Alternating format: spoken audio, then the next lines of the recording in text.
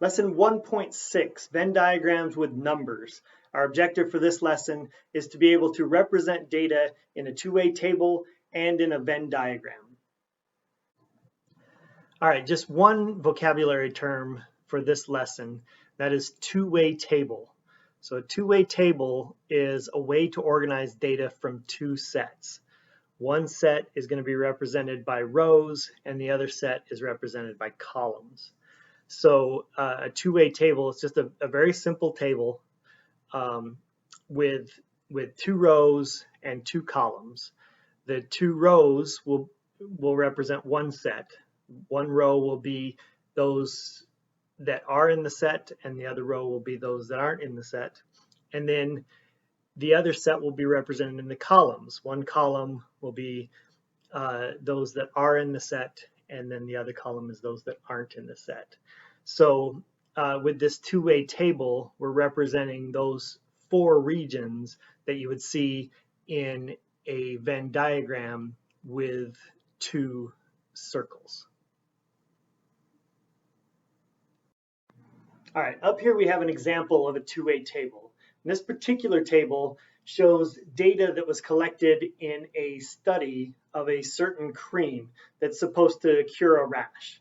So we have two rows and two columns. The two rows are for those who used the cream and for those who did not use the cream. And the two columns are for those whose rash got better and for those whose rash did not get better. Now, the important thing to know about these two-way tables when we're talking about sets is that the columns together are going to represent these are the rows. The rows are going to represent one set, and the columns are going to represent another set. So we're going to have one set of those who use the cream, and the people in the top row are going to be those who are inside the set.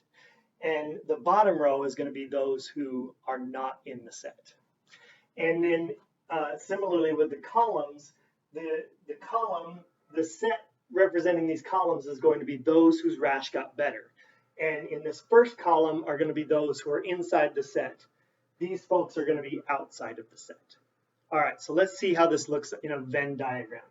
So we're going to have two overlapping sets.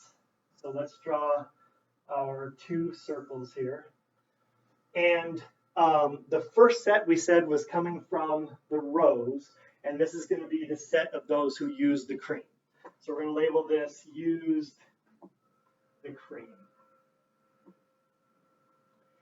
And then this second set is going to come from the columns, and that's going to be the people whose rash got better. So we're going to label this rash improved.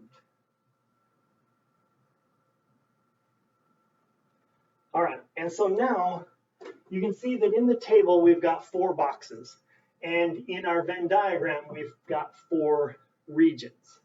And so this first region are going to be those who used the cream but their rash did not improve. So if we look up at the table, those who used the cream but the rash didn't improve, that's 75 people in this region here. Over in this region, we've got those whose rash improved, but they did not use the cream. So didn't use the cream, but their rash improved. That's going to be 107 in this region over here.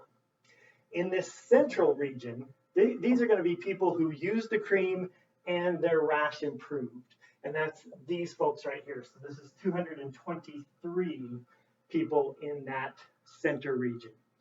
And then finally, the last region outside of both of the circles are going to be those who didn't use the cream and their rash did not improve.